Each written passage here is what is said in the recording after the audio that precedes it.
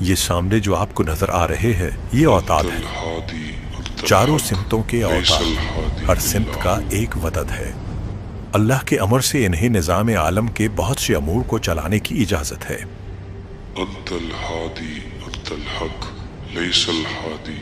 میں نے ان کا تذکرہ پہلے بھی کہیں پڑھا ہے۔ ان کے نام کا ایک تعویذ ہے، جو بندہ اپنی کوئی حاجت اس تعویذ کے نیچے لکھ کر درخت سے لٹکا دے تو وہ حاجت پوری ہو جاتی ہے۔ آپ یقیناً اس تعویذ کی بات کر رہے ہوں گے۔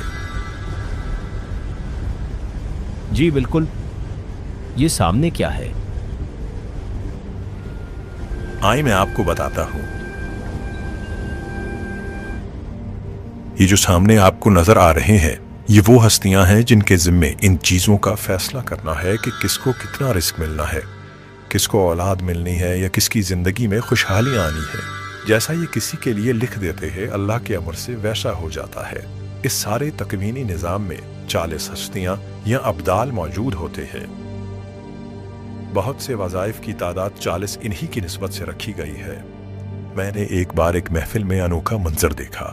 اس محفل میں ایک مخلص مجمع بیٹھا 40,000 مرتبہ سورہ اخلاص پڑھ رہا تھا اور ان ہستیوں کو ہدیہ کر رہا تھا، اور یہ ہستیاں اس محفل میں شامل تھیں، اور جو بھی اس محفل میں جو حاجت لے کر بیٹھا تھا یہ ہستیاں ان کی حاجتوں پر قبولیت کے فیصلے لکھ رہے تھے۔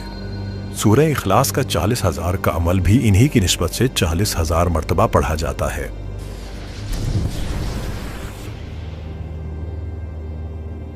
یہ جو سامنے ابھی آئے ہیں یہ کتب ہیں جن کے ذمے حکمرانوں اور بادشاہوں کا انتخاب ہوتا ہے۔ آپ کو علم ہے کہ دنیا میں جتنے بھی حکمران آتے ہیں ان کا فیصلہ یہ ہستیاں کرتی ہیں۔